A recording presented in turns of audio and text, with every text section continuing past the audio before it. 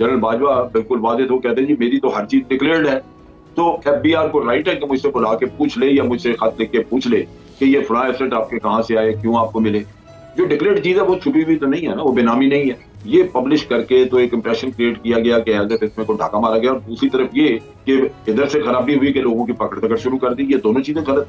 General साहब, ये जो बदतमीजी हुई है जजेस के खिलाफ और मरियम नवाज साहिबा ने की, फिर राणा सनाउल्लाह साहब बोले, फिर ख्वाजा आसिफ साहब बोले, आपके ख्याल में अगर इसका 10% कोई ऐसी जमात बोलती जिसके सर पे एस्टेब्लिशमेंट का आशीर्वाद ना होता, तो उसके साथ क्या हो रहा होता इस वक्त? बिस्मिल्लाहिर्रहमानिर्रहीम।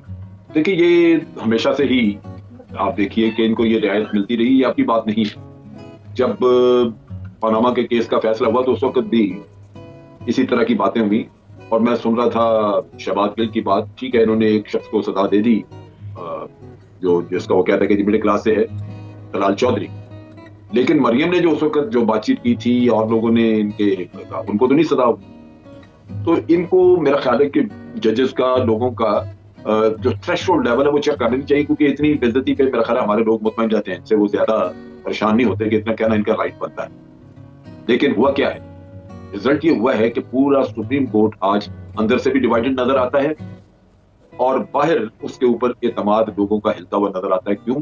कि जजेस के ऊपर लेबल लग रहे हैं कि ये फलां का जज है, ये फलां।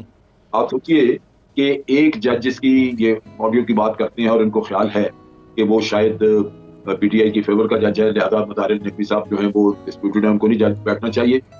तो जो फैसले इनके हक में करते रहे हैं, क्या वो डिस्प्यूटेड नहीं है?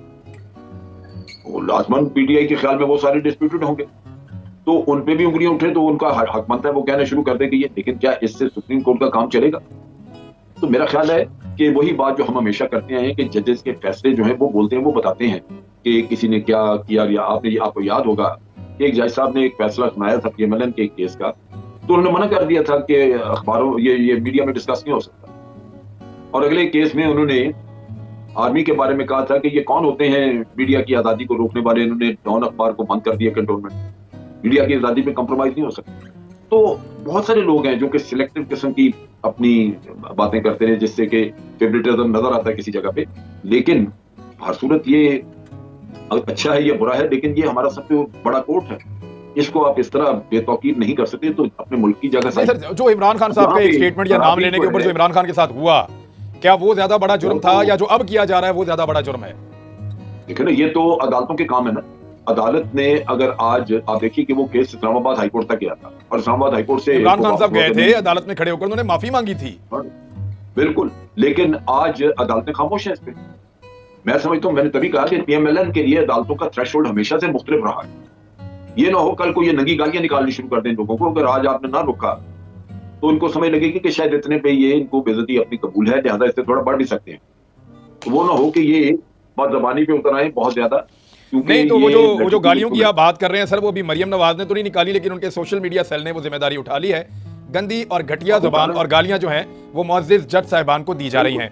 ना सिर्फ मरियम नवाज का सोशल मीडिया सेल दे रहा है, बल्कि उनसे जुड़े कुछ सहाफ़ी जो मरियम नवाज से जुड़े हुए हैं वो भी यही सब कर रहे हैं। ये हमारी बदकिस्मती है।